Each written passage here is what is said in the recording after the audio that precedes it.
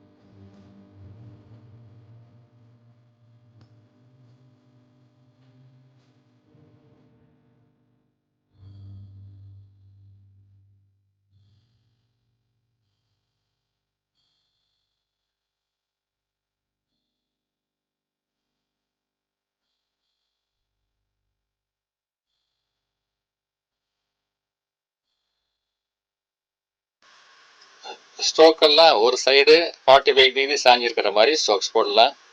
சின்ன சின்ன கிளை, மரம் இதெல்லாம் டீட்டெயில்ஸ் காட்டலாம். இதை பற்றி விரிவாக பின்னாடி இந்த படம் முழுசாக வரைஞ்சதை இன்னொரு பக்கம் நான் கடைசியில் காட்டியிருக்கேன்.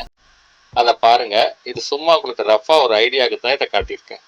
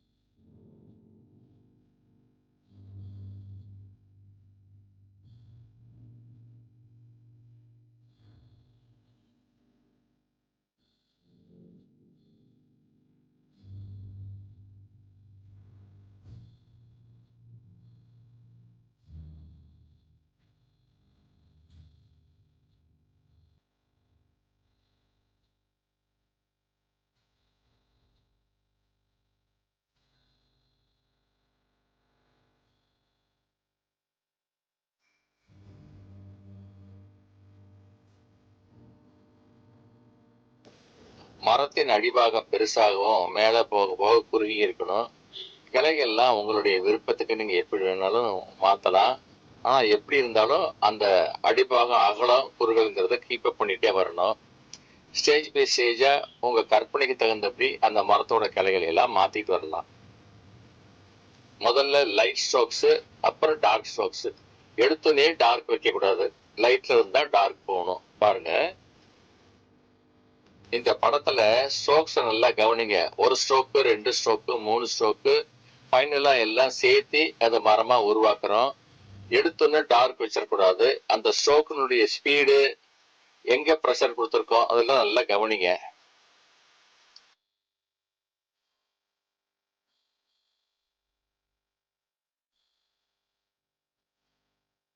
இந்த படத்தை ஸ்கிரீன்ஷாட் எடுத்து இதை கொஞ்சம் அதிகமா பிராக்டிஸ் பண்ணீங்க அப்படின்னா உங்களுக்கு மரத்தை பத்தி உண்டான சந்தேகம் எல்லாமே தீந்துடும். பிராக்டிஸ் தான் ரொம்ப முக்கியம். ஸ்ட்ரோக்ஸ் உங்க கைக்கு ஈஸியா பார்த்த உடனே அந்த மரத்தை வரைகிறதுக்கு பழக்கமாகும். ரொம்ப ஆச்சரியமா இருக்கா? மரத்துல எத்தனை வகை இருக்குன்னு. ஒன்னும் பயப்பட வேண்டாம், எல்லாம் செய்தா வந்துடும். எல்லாம் தினசரி வாழ்க்கையில பாக்குற மரம் தான். பாக்குற மரத்தை செல்போன்ல படம் எடுங்க, அதை பிளாக் அண்ட் ஒயிட்டா மாத்துங்க, அப்புறம் அதை வரையறதுக்கு ட்ரை பண்ணுங்க. சக்சஸ் ஆயிடும், பயப்படவே வேண்டாம். இந்த சேனல் எல்லாத்தையும் நீங்க பார்த்திருப்பீங்க. மறக்காம லைக் பண்ணுங்க, ஷேர் பண்ணுங்க, சப்ஸ்கிரைப் பண்ணுங்க.